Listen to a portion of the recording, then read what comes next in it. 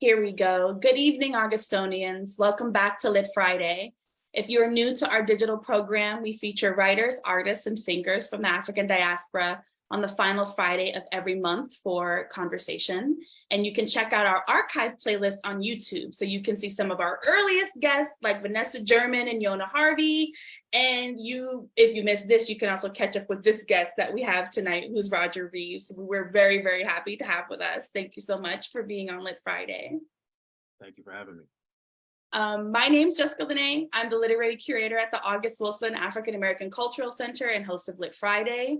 We're going to synchronize our calendars before we hear more about Roger.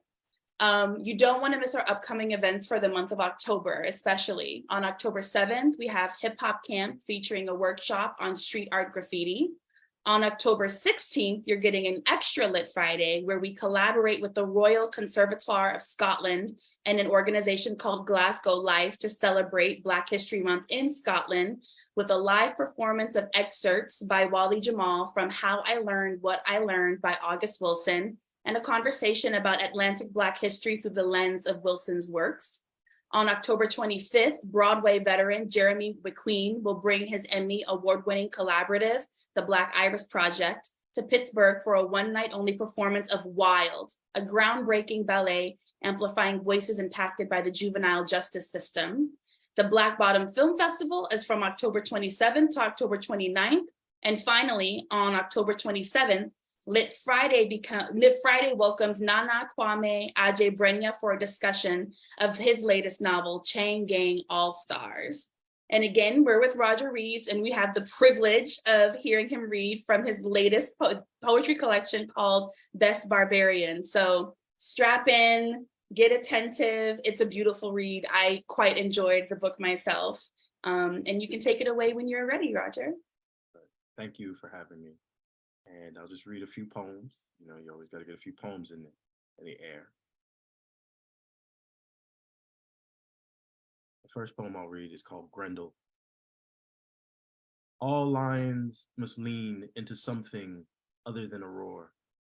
James Baldwin, for instance, singing Precious Lord. His voice is weary as water broken over his scalp, and the storefront sanctified church's baptismal pool. All those years ago, when he wanted to be somebody's child and on fire in that being. Lord, I want to be somebody's child, and chosen water spilling over their scalp, water taking the shape of their longing, a deer diving into evening traffic, in the furrow drawn in the air over the hood of the car, power, and wanting to be something alive and open. Lord, I want to be alive and open. A glimpse of power. The shuffle of a mother's hand over a sleeping child's forehead, as if clearing the city's rust from its face, which we mostly are. A halo of rust, a glimpse of power. James Baldwin leaning into the word life. His voice jostling that single grain in his throat, as if he might drop it or already has. I am calling to that grain of light, to that gap between his teeth, where the many of us fatherless sleep and bear and be whatever darkness or leaping thing we can be.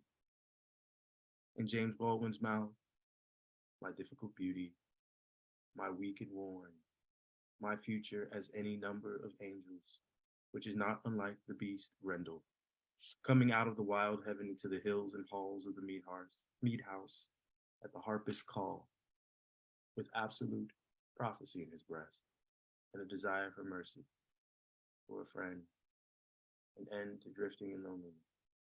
And in that coming down, out of the hill, out of the trees for once, bringing humans the best vision of themselves, which of course must be slaughtered.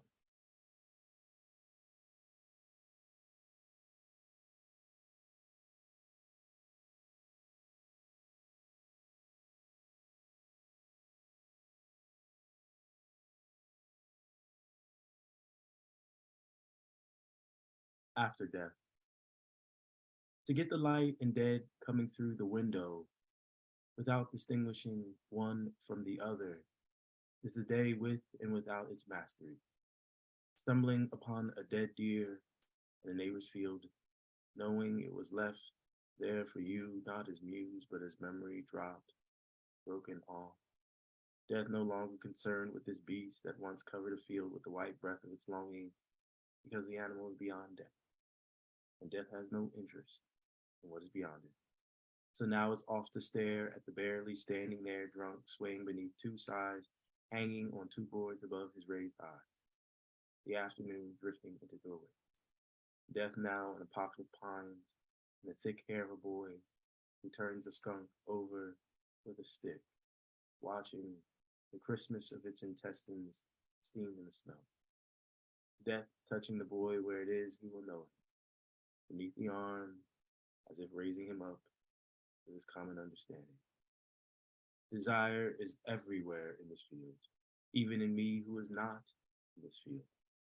But from my many windows, watching the night's dark light fall and dwell in its falling, which sends me stumbling to my newborn's invisible breathing, waiting to ensure the invisible folds, my fig branch finger stretched beneath her nose, me wondering what is beyond death, and what is this raging darkness? My father, what is he other than dead, rage, and so much life, and so much life?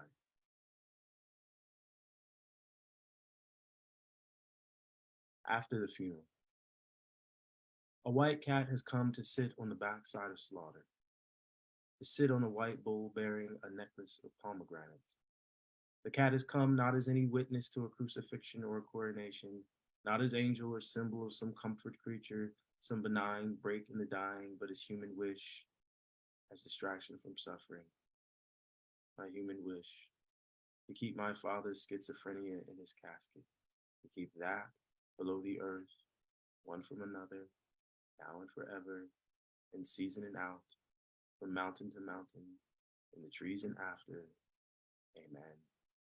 Everything has come back to prayer, sitting in that delay, harrowing the fixities, my father and me, and my clock, my hoof, my feather, and the sprawling armature and stars of I am. Lord, am I worthy? Have I devotion? What body built of flood, of cancer, of winter, woman? Lord, I pray, as I've been taught, to keep nothing from my tongue, its palm, its golden mind, so it bees and bees with whatever it bees. Rose, rain, Lord, even her who rises from this bed, the naked two-ness of her filling the room such that she becomes a room. Lord, am I ready? How shall I bear the coming madness, if it is to come? What disaster will I deliver to my daughter? My human wish, distraction, a white cat, balanced on the backside of a bull. Slaughter, far off this delay, Lord. This delay I offer because I own neither houses nor land, have not 100 heads of cattle or of state, grazing on grain in a golden green field. Keep this coming distant, this sickness underground, and if, Lord, if I am to bear madness, become the father who scratches the raw earth with his hoof and snout, plowing the field as ox or ass, because the mind says, go into the pasture, not as ox, or as ass, but go ox, go ass. And Lord, let me into the field. But make, Lord, diviner of the snowflake, a master of fragments, a light, a golden light in the tree. And there, have my daughter stare at its working, the darkness and the green, and the leaves and red blooms, while I behind her lick the tines of the fence, and leap in the dust in front of a white cat that has become my master, that I follow out to a white bull bearing a necklace of pomegranates. And for the last poem selection for today, I'll read a poem called Children Listen. It turns out, however, I was deeply mistaken about the end of the world. The body in flames will not be the body inflamed, but just a house fire ignored. The black sails of that solitary burning boat rubbing along the legs of lovers flung into a Roman sky by a carousel. The lovers, too sick in their love to notice a man drenched in fire on a porch, or a child of flame mistaken for a dog, mistaken for a child running to tell of a bomb that did not knock before it entered in Gaza. It was glad tidings, abundant joy. In Kashmir's a god is weeping. In a window, one golden hand raised above his head as if he slipped from the slick rag of the future. Our human kindnesses, unremarkable as the flies, rubbing their legs together while standing on a slice of cantaloupe. Children, you were never meant to be human. You must be the grass. You must grow wildly over the grapes. Thank you so much, Roger. And I intentionally had you read before I read the bio, because of course the bio, congratulations to you, is so impressive, but the work is like lace, like immaculate, like handmade lace. And so I wanted it to kind of stand on its own. But for context, for everyone, Roger Reeves is the author of Best Barbarian from W.W. Norton and Company 2022, which he just read from, which Tracy K. Smith called a revelation in a form of reparation, and King Me from Copper Canyon Press, published in 2013, a Library Journal Best Poetry Book of the Year and winner of the Larry Levis Reading Prize, the Penn Oakland Josephine Mild Literary Award, and a John C. Zacharis First Book Award. His poems have appeared in journals such as Poetry, Ploughshares, American Poetry Review, Boston Review, and Tin House, among others. He was awarded a 2013 NEA Fellowship, Ruth Lilly Fellowship by the Poetry Foundation in 2008, a Hodder Fellowship from Princeton University, 2 Bread Loaf Scholarships, an Alberta H. Walker Scholarship from the Provincetown, Fine Art Work Center, 2 Cave Canem Fellowships, and a Whiting Award. Asked by Ru Freeman in the Huffington Post if he felt that there was a particular universality in his work, Reeves responded, "No, I don't believe my work is particularly universal. I don't agree or believe in the universal. Many critics have argued this point, so I will only say this.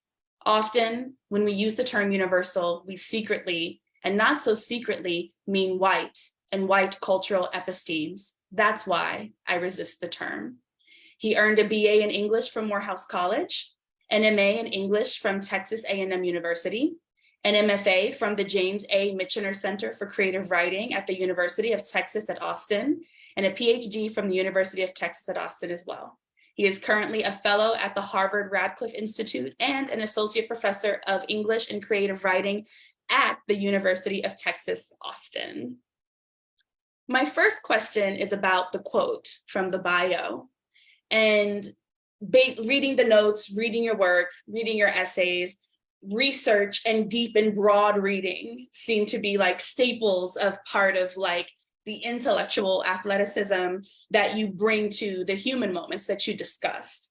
And so I wanted to know, in all of this kind of practical research of just being well, deeply and broadly read, have you found something to specify a communal Black perspective, since the universal is not an option, or is the statement more concentrated on the individual and their particular response to the matrix we all have of our personal and social positions? Yeah, I think I think the desire for a universal is a tricky one. Partly because there is no universal anything. In certain ways, there's commonalities, overlaps. There's things that can speak across sort of across cultures. But in terms of Blackness, I think Blackness is really diverse, right? Like, I think that's what makes, to me, living kind of interesting, is the diversity even amongst something like Black Americans. Right? The Black Americans in Pittsburgh are creating culture, thinking about music, thinking about art, thinking about writing in ways that, Southern Black Americans, from the Delta might be thinking about it a little differently. And so I think that, like, to me, that is what we want. We want sort of this ever expanding largesse and largeness of what it might mean to be Black in America. And so what I want to do is contribute to that, right? And simultaneously also sort of trouble this desire for a certain type of integration of like Blackness into the like American center, one might say. I think we've done really well at the margins to some degree, not always economically, but artistically.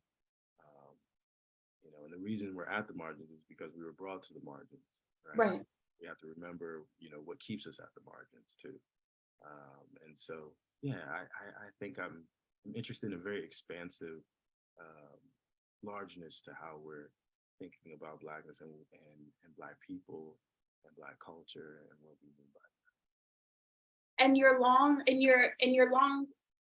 longish, I want to say long, makes people feel like they're, old, but it's like in the length of your career, you talk about the diversity within Blackness itself, which is, when I think of Blackness, I think of the engine of it as debate, right? It's our epistemology to trouble ways tradition are made. We're always changing, traditions. We're always in this debate about what it is, what it does. We want to know what it does. And I think about how sometimes that abuts with having a career, right? As successful or finding like mentors when that's what you put first in the work. Sometimes you reach resistances. What have you witnessed in the length of your career and all the things you've done, accomplished, that may kind of inherently restrict, when we're thinking about publishing, marketing, the other side of being a writer? What things have you witnessed that kind of restrict or misconstrue that diversity that Black writers often bring to any art form that they participate in?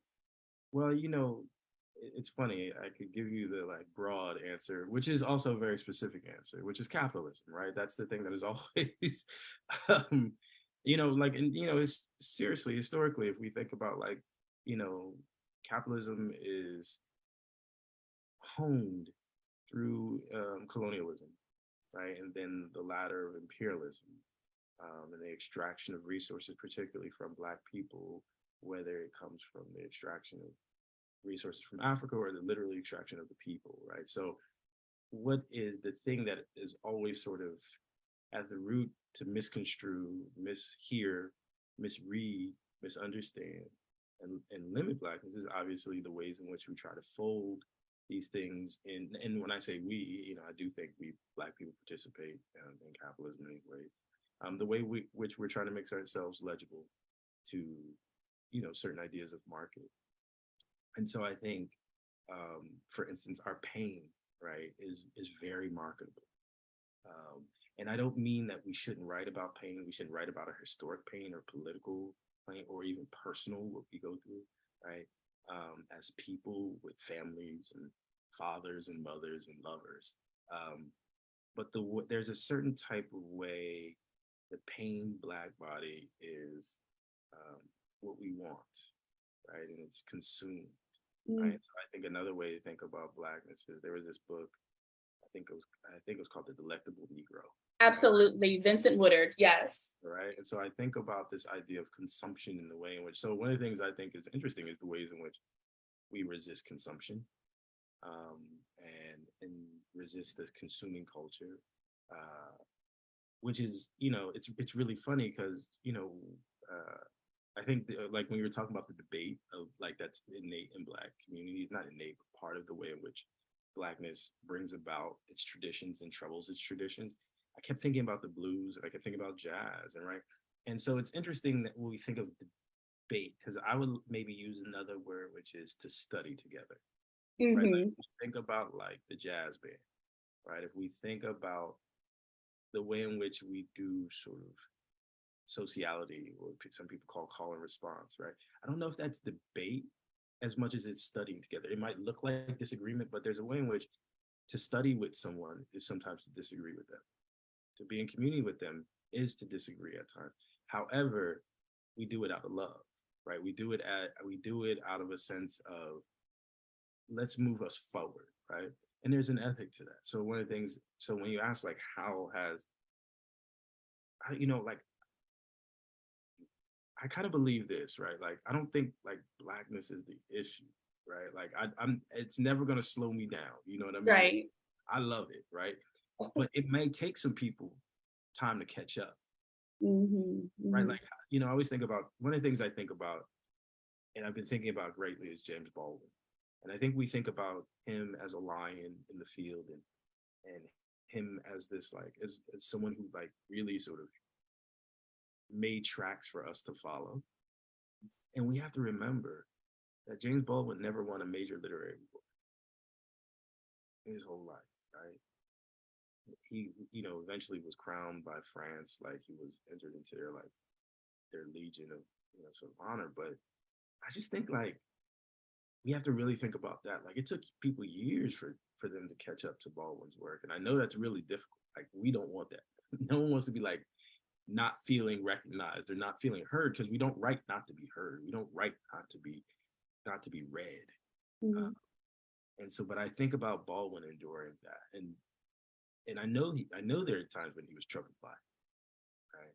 But nevertheless, he might say that was the price of the ticket, right? That's the price of freedom, right? The price of critique, right? And trying to love, right? And so I kind of think about it that way. I want to hold out. I want to, even though sure, I want to be read and I want to be listened to, and I want to be recognized and thought valuable, to our people. But I also know that sometimes things might take a second to catch up. People might take a second to catch up to the work, and catch up with an idea, and they might disagree with them. They might disagree with some of the ideas. And you have to be like, okay, well, this is what it is to study together. This is what it means to be a community. Right. I was reading something about thinking about how there's always, like you said, Blackness is not the problem. It's everybody else being able to first recognize that their own designations, right, that are put upon them are restrictions of their expression as well. That's depended on this absolute, almost objectification of Blackness to a certain social position, because that anchors the chain, the great chain of hierarchy that we're all dealing with. And maybe I love debate, so I use debate as the word because but maybe it's more play, right? We study together, we play together. But in the article, it was all of the accusation, all of the analyses of Blackness that you get, that it's fungible, that it's exchangeable, that it's made invisible, and it's very like discrete and creative ways of being, are actually things that you can apply to whiteness as expression of itself, right? The criminal in the room that's caught will accuse the other person, right, of doing what it's attempting to do.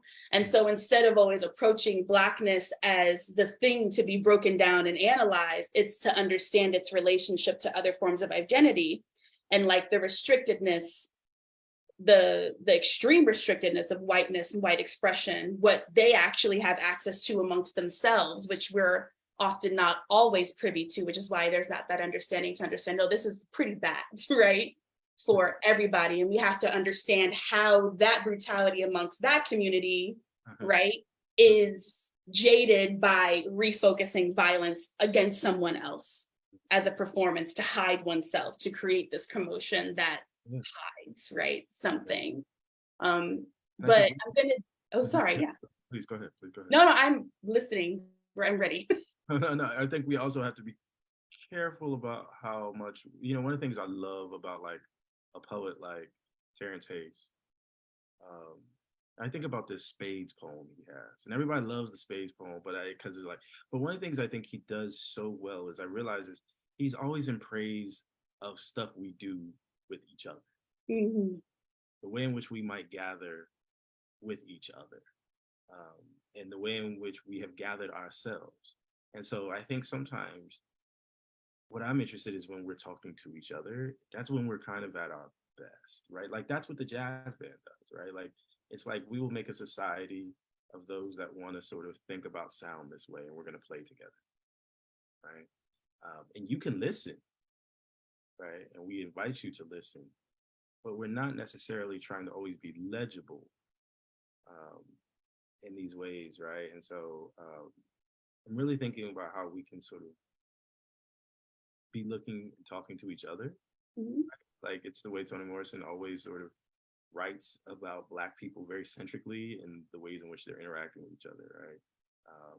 I think that sort of is a type of luxuriance, right? And excess. That's a really beautiful type of excess that we can play. And refusal, right? To be preoccupied with ourselves and to turn away, right? Like Lorna Simpson's artwork, turning the back so we may pay attention to ourselves. To refuse to even like acknowledge being looked at is a way for us to shore up all of that psychic and emotional mutual aid that we often need, but can't give to one another because we feel like we have to turn instead of just turning toward ourselves, right? But you brought up Terrence, and I have a question about that as well. Because in an essay, he does refer to his own writing practice as a kind of athleticism, right? You get up every day and you go practice, and this is how you learn the practical skills that end up being the engine for talent, right? To have the talent kind of be able to shine and to be able to conduct the poem instead of always having the feeling that the poem is in control of kind of you, which is a way to write, but is not always useful depending on the subject that you're approaching. So I was curious, what is your writing practice? Do you consider it to be in that genealogy of athleticism, or is there another method that works best for you? You know, I'm probably really much closer to that. When I've been traveling a little bit because of the book of essays, so I haven't been able to write every day, but I think that one should be writing regularly. I do think of there's a type of working out one must be doing. Or another way to think about the athleticism is also a type of meditational practice. Like one must sort of be willing to sit with the words and let the words work and you work with the words. And that type of flexibility that you want to be able to have such that, as you say, the poem sort of doesn't always have you in its clutches as much as you're walking together requires, for me, a certain type of regularity with writing. So yeah, I believe in that sort of regularity. And also I believe in like crop rotation too. I think recently I've been working on essays as well. So I find just working in language is useful and to be working in language all the time. I was just at the Gwendolyn Brooks archives at University of Illinois, Urbana-Champaign. Mm-hmm. And it was amazing to see when Gwendolyn Brooks was watching TV, she was interacting with the language. She would write down, I found in the archive, some of her archival papers, some jotting. She would write down what people were saying on the news. She would write down commercials and advertisements that she read, and she would comment on their use of language, right?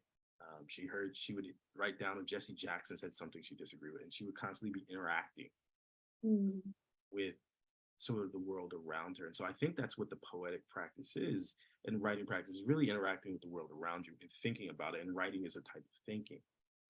And I actually think it's different than even the thinking that we do when we're not writing.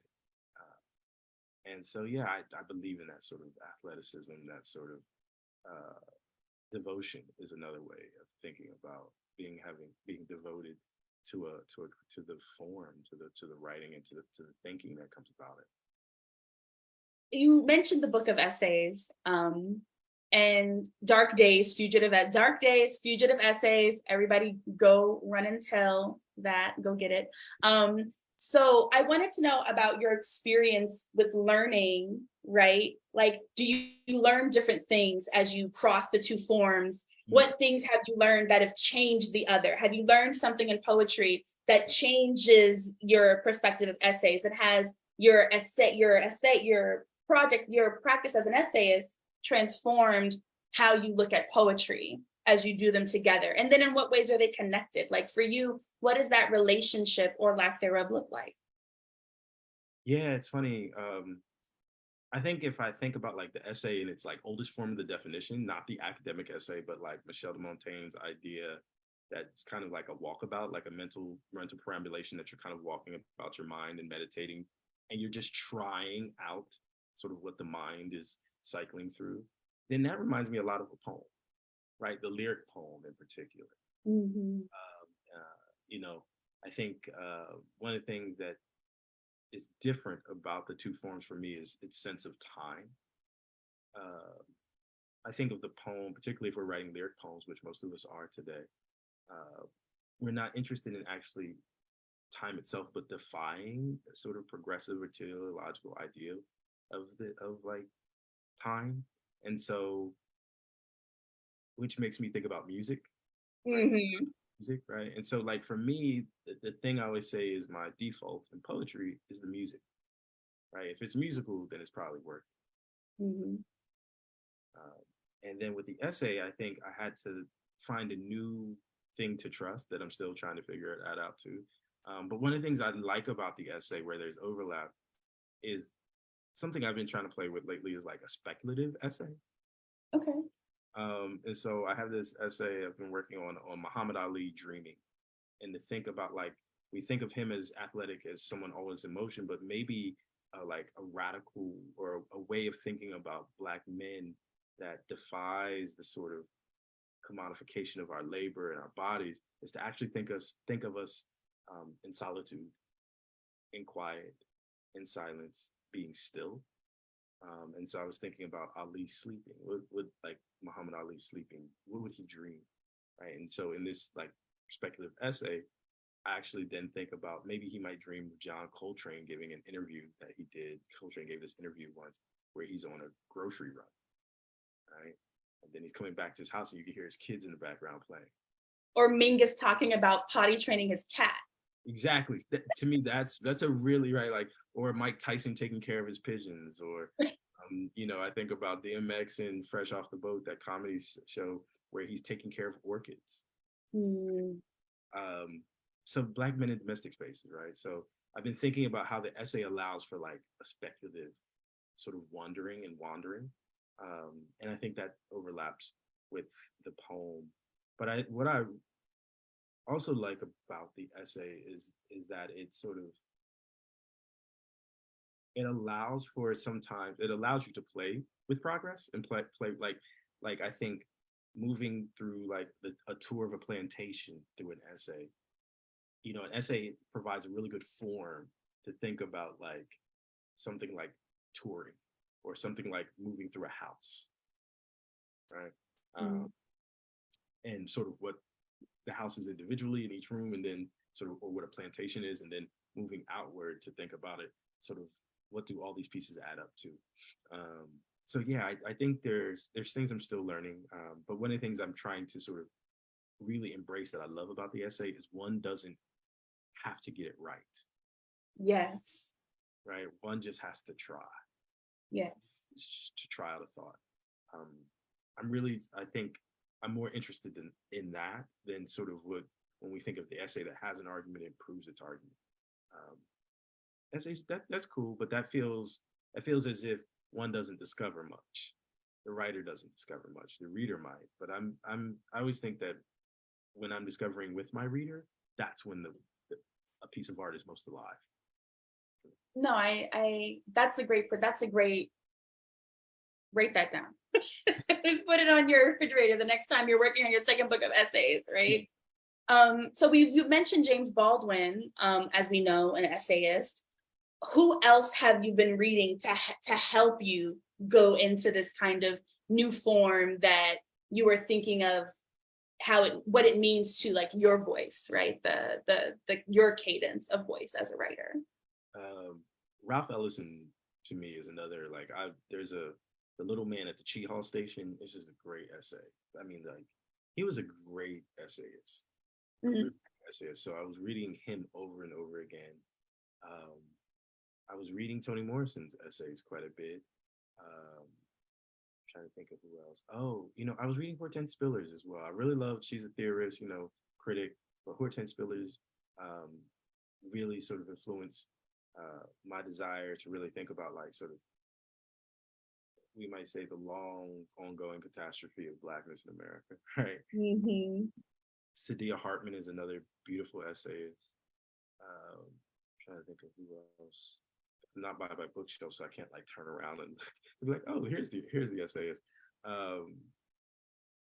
Susan Sontag. Yes. I really love Sontag. And I was reading William Gass, right? He's a novelist, also essayist. I was reading some of his early books of essays because he has this pithy way of, like, I love essayists who have, like, you feel like they're almost being comedians in the essay. I was just thinking that. I was like, there's a way that essayists are like comedians. You know, Dave Chappelle is an essayist, Yeah. right? He just gets up and delivers the essay, regardless of some of the more problematic content that we struggle with. But a brilliant essayist still. Yeah, I think there's just, I think we're in a beautiful space now. We've always been in a beautiful space, like with the essay. You know, I think of Du Bois, right? Like Souls of Black Folks is a book of essays. Right? Such a peculiar book of essays, in the sense that that's what I was trying to kind of play with. I was like, if I wrote my like version of Souls of Black Folks or my versions of Notes of a Native Son, what would that look like today?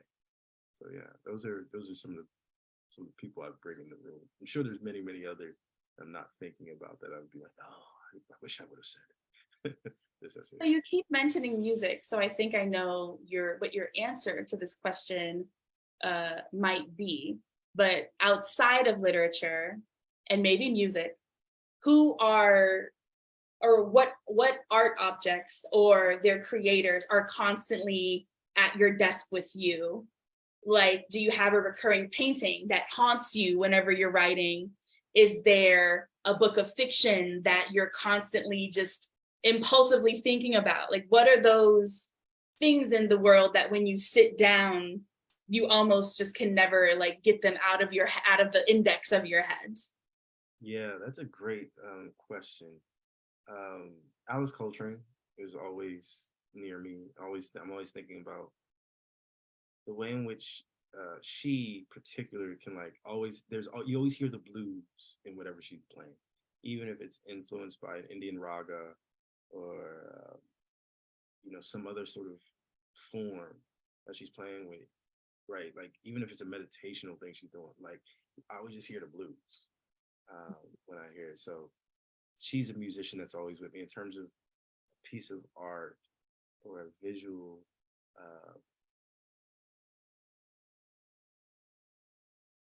I've been really thinking about this Cuban painter named Belkis Ayon. I think she's a calligrapher. Calligraphy is what her sort of art is, as well as another Cuban surrealist, Wilfredo Lamb. If you've ever seen like a Yusuf Komunyakaa book cover, a lot of his book covers are Wilfredo Lamb paintings. And I think about Wilfredo Lamb, and Wilfredo Lamb shows up in actually Best Barbarian in ways that people probably don't know, but like in one of the poems, in the poem Rich Black or Best Barbarian, I say, address yourself only to freedom. And then I sort of list what freedom is in terms of like the natural world, right? The snake, the river, the rat, the tree, right? Panther. And that comes from Aimé Césaire giving an art review of Wilfredo Lamb's work in maybe like the late 40s, early 50s. And he says Wilfredo Lamb addresses himself only to freedom in his paintings. And I thought, that's what I want. I remember seeing that review. It was up at a retrospective at the Reina Sofia in Madrid. And I remember that was the last thing when you move through like Wilfredo Lamb as a child and his early sketches and drawing, the last thing you read is this quote from Aimé Césaire. And that quote always sits with me because I think that's what our great artists have been trying to get us to do, which is to address ourselves only to freedom. Black people, address yourself only to freedom. And when I think about like Morrison, Coltrane, both Alice and John, Baldwin, Gloria Naylor, right? Like when I think about our great writers, what they've been trying to do is get us to address ourselves, our great artists, address ourselves only to freedom. And so that's the type of like, work that sits with me. I'm always thinking about. Yeah. Right. Or there's a scholar named Erica Edwards, and she just came out with this text about like carceral logics and global carcerality, and about how Black feminism, in particular, Black women, have always created the globalized standard of languages of liberation and freedom, starting in the 70s. Well, that's where she starts in the 70s. Of course, we have like Frances, before that, and like Harriet Powers making artwork, coded artwork, and quilts for freedom. Those are other examples, but she's talking about how Blackness is in and of itself kind of like this expression of like an experimentation with language, and thinks about how that comes from being, to different degrees in different places, severed, right, from a linguistic epistemology from the before, and having to reroute all of those meanings into a language that you're being systemically denied through being forced into certain forms of being illiterate, and how this produces this creativity with expression, the chopping and screwing of language, Sanctified Church, Zora Neale Hurston, of course, and how oftentimes that language is taken and then given back to us as a way to accuse Black people of like reverse racism or ridiculous things like that. We have a question. Let's see. It's from Vinak Gilla, and the question is, do you feel like English as a modern colonial language is naturally limited in expressing the beauty of Blackness? That's for you, Roger. Yeah, so it's so funny. I think about this a lot, or I think about this question or this idea, right? I obviously, right? But to me, this is like a little bit, yes, right? But also, what other language has not been sort of influenced by colonization, or is not, right? Like, if I'm Nigerian, right? Like I don't have a before, right? Like the before, I'm cut off from the before, and so yes, right? Obviously, right? There's a limit to English, but at the same time, I'm interested in playing in the abjection of it, the ABJEC, right? Abjection of this, right? If this is all I got, then I'm gonna make it do some things that it didn't know it could do, right? Like I think about this again. I bring jazz.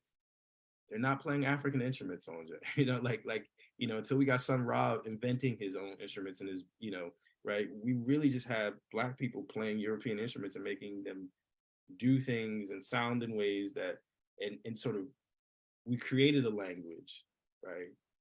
A musical language that the instruments, right? They're maybe the European sort of founding of instruments, whoever was making the saxophone and the trumpet, weren't necessarily interested in. I don't think they were like, oh, this is going to be antithetical to Blackness, but I just don't think they were thinking about that, right? Mm-hmm. So again, I know we love to quote Audre Lorde, right? The master's tools will not tear down the master's house, but I think she's talking about. That's not the whole quote. And it's also people don't know the whole quote.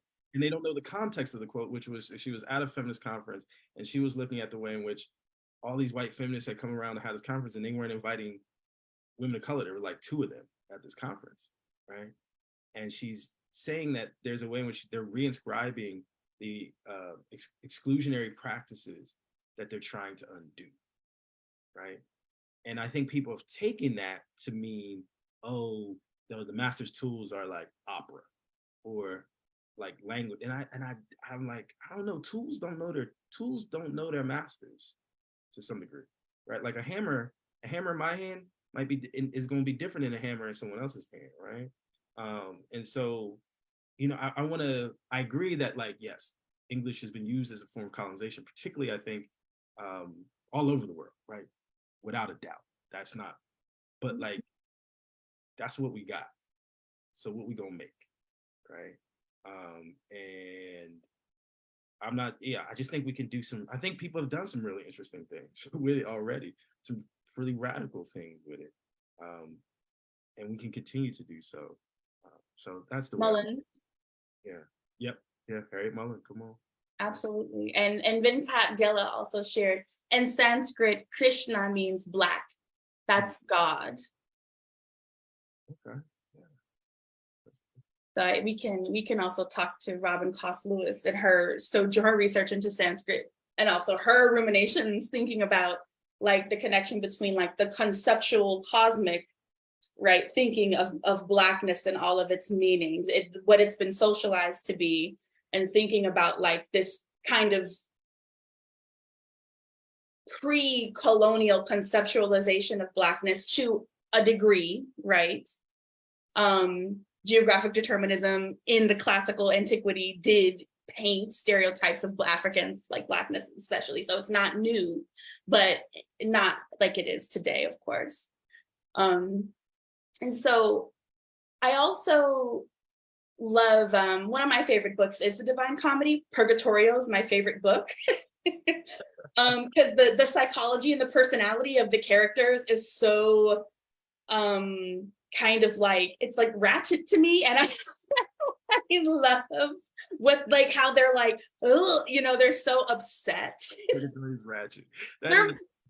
Purgatorio is ratchet. What, it's like Nene Leakes, it's the ghetto, honey. But thinking about the poem Domestic Violence and how you have these heavy literary references that are the scaffolding, right, of that poem. And I want to know, what about Algieri's Inferno and its structure saying to the topics that you are approaching in domestic violence itself? What about that structure in Inferno lends itself to what you had to say? So it's interesting because it's not just Inferno that is the structure for domestic violence. It's actually book 6 of the Aeneid, in the sense that, right, like that's when Aeneas like sees his father in the afterlife, right? And so I wanted this moment where I kept thinking about this line from Frank Bedard, where in a poem he says, "There was nowhere in nature where we could meet." Right? He was thinking about the passing of, I think it's his mother in the poem, or his father, and their sort of incompatibility in life. And so one of the things I was thinking about is, where could Emmett Till ever get to meet his father? Right. Thinking about how there's no place in nature. So I was like, oh, but in the afterlife, right? Like I can imagine the afterlife where they can be, right? And so I was thinking about book 6 of the Aeneid, as well as Chaucer's Parliament of Fowls, which is this moment where all the birds get together and they have to figure out who their mates are, but it's very hierarchized, right? And so the tercels and the falcons and the eagles get to go first, and the ducks go last, right? And the like lesser birds. So I was thinking about sort of the journey, the narrative journey structure, right, in poetry, and how we just weren't using it. It felt like nobody was like, for thousands of years, and even like when we think about Gwendolyn Brooks' Ennead, right, like her mock epic, right, like there's like this, you know, and so I was using all of these different sort of frames, all of these different ways of thinking about narrative in poetry, and that I loved. And I was like, oh, why don't I like do my own thing, right? And so even though I'm using lots of scaffolding, I think it's not like, I think if you had no clue, you could still follow it. You could still be like, oh, there's this guy named Lewis Till who meets what looks like a possum, right, that wants to be his guide, or it's a guy in a cage, and he's like, nah, I don't want that guy to be my guide, right? The guy sounds like the police. I don't want to mess with that dude, right? I want to go over here, right? And then there's these 3 women that become his guide: Audre Lorde, Gwendolyn Brooks, and Lucille Clifton, right? And those become his guides through the afterlife. I don't like, even though like that's pulling on like what comes before us, we're all like, and to some degree, we're always citing something that comes before us. The language I'm using is not mine, right? The form of the poem is not mine. And so I just wanted to like, before I go into sort of as I'm going into the like my elusive practice, to also say like, it's kind of not where you have to meet the poem, right? Like if you don't want to meet the poem, if you just want to deal with the poem on the level of story, then you can, right? I think often, for some reason in poetry, there's like this anxiety of but the anxiety of where poems come out of. And I think part of that is because poems are so old. Like we don't feel that way about film. Like we can watch a film and there could be a surrealist jump cut in the middle of a very like mainstream film that no one bats an eye. In fact, jump cutting is surrealism, right? And no one bats an eye, but I think it's because it's such a new form. And everybody feels like, oh, I'm very conversant in the form of film, right? Whereas with the poem, it's like 5,000 years old. So like, but to me, that's the thing I want to pull on, right? the long, long history of it, right? The long history of the epic, the long history of the narrative.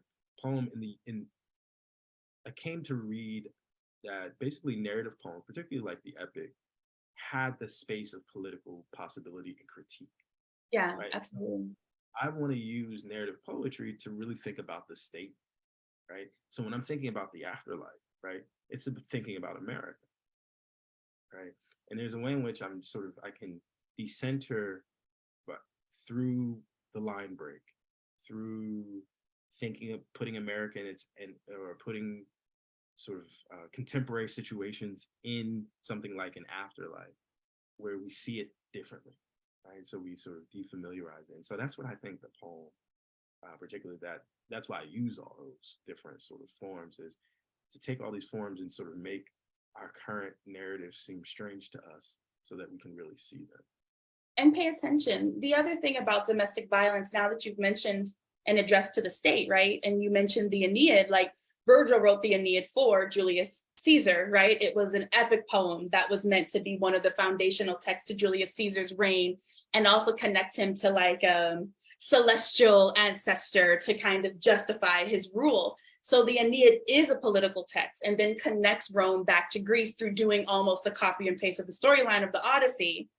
And the idea that you took that structure and made it about Lewis Till approaching an interaction with his son Emmett Till at the time, if I'm remembering this correctly, that Emmett Till was murdered and his mother left his casket open. She still did not know what had happened to Lewis, who had been lynched in Italy. So her husband was missing and already dead by the time she lost her son.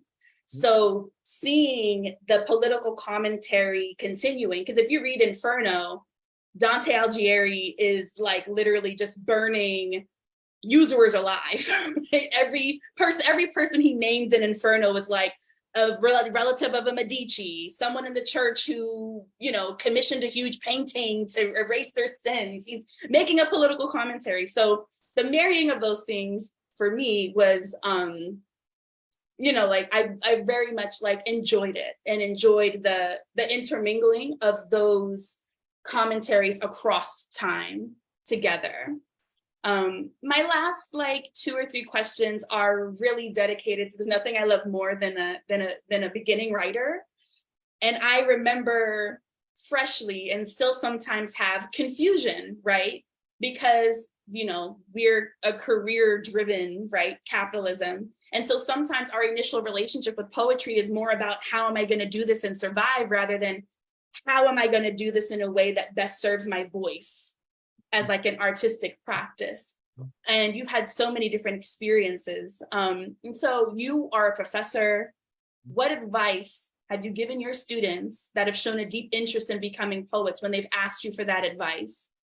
If you could share that with us. We got to eat. We got to eat. Landlord, rent man, he want his rent. Mm-hmm. Tax man wants taxes. Grocery man want his groceries. Want that grocery money if you want some carrots. So one of the things I think about is we do have to think about the practicality of what it is to live every day in the world and try to move through this life. And so I say think about that, right? But as you're thinking about that, right, think about what practice and you wanted to be a poet, how can we sort of give time to both and make sure both are possible, right? I don't believe artists should starve. I don't think there's any nobility in deprivation, in that sort of deprivation. So when I give poets, it all depends, right? I teach at University of Texas at Austin. So I have poets who are that's all they want to do is just be I have poets that are I'm a poet, I'm a musician, this is all I want to do, right? I'm roll, do that. But it's about finding sort of what is the path that is going to best serve you and your poems and you and your life, right? I think about a mission. What is one's mission, right? And I think I learned from some elders that I was to be a teacher, right? And that I had these gifts for the community to give, right? And one of the gifts was teaching, and the other gift was writing. And so luckily right now, you can sort of do that, right? You could become a professor, right?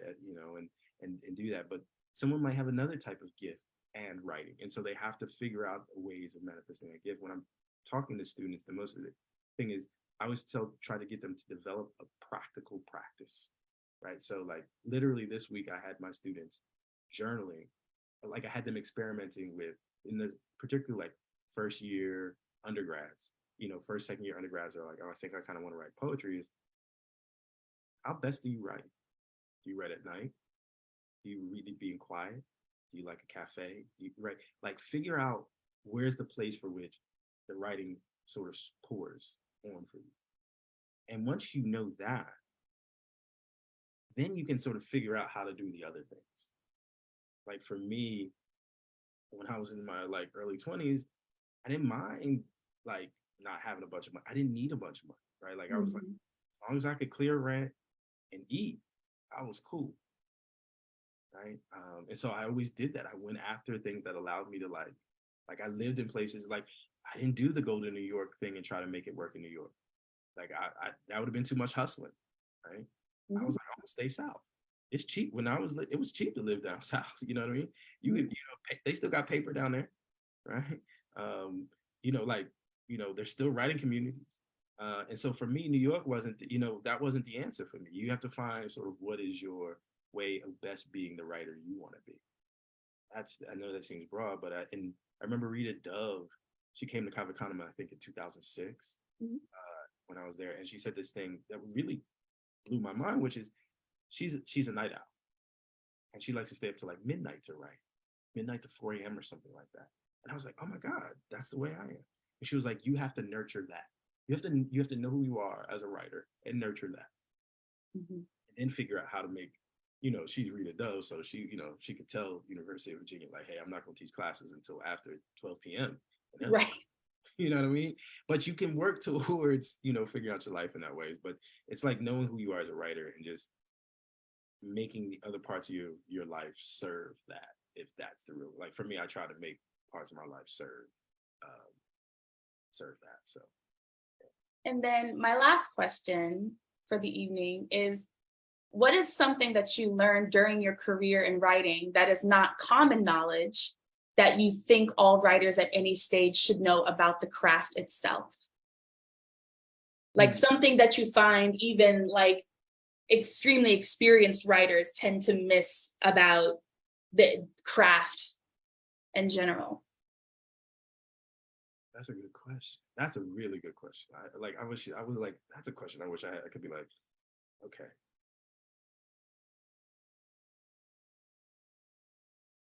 The thing that's coming to me right now is learning how to stay down in the work. And even when one is confused or doesn't know what the next line is or feels as if one is writing poorly, the ability to stay down in that, not to come out of that, right? Or, often I think writing is an endurance sport. Oh, I agree. And when you're at your most flabbergasted, you're most tired in the thing, or you feel you're most lost, that's when the breakthrough is. That's literally like now you're like sort of open to, so it's like actually the staying down in the confusion is, and I don't know if that's a craft item, but I think there's a way in which you find something in the language that you had, which you had been looking for, but hadn't yet been able to touch. I think it occurs in that space. So it's about sort of enduring, which I think is. Yeah, I mean, I think that that's hard for a lot of writers because confusion assaults the ego. And it's much easier to have the ego, perhaps, than it is to actually have coping mechanisms, especially in something as vulnerable as poetry, when you're confused about the direction you're going in. What I think about confusion, and the other word I think is doubt, right? But I think of like really great poets that have used doubt to generate the poem. Bridget McGinn Kelly, Dante, right? Like, am I a great poet and do I belong, right? I think doubt is such a useful, I think Carl Phillips does this, right? I actually think that's what the meditation really is about. It's actually not about let me show you that I understand this thing. It's let me show you, let me discover something, or let me turn this thing that I'm not quite sure about around, and around, right? So to me, doubt could be actually one of the most useful tools in poetry, Mhm. right? So where one is like unsure of something, lean into that unsurety, lean into the insecurity, like allow, because you're gonna find something, right? You're gonna find something when you admit, like, and I don't know where I'm at, or what was it, what is it that I'm really trying to say? Then you're gonna find something. Exactly. Sometimes the failure becomes the success. That's right. That's right. Come on. No failures. No failures. Only No failures, no failures. Well, that's all we have for the evening. We are extremely grateful to Roger. Thank you for the amazing conversation. Thank you for, questions from the audience. And we are going to have Ari, our Oz of Lit Friday, take us out for the evening. And I hope you all enjoy your weekends. so much. Thank you, Roger.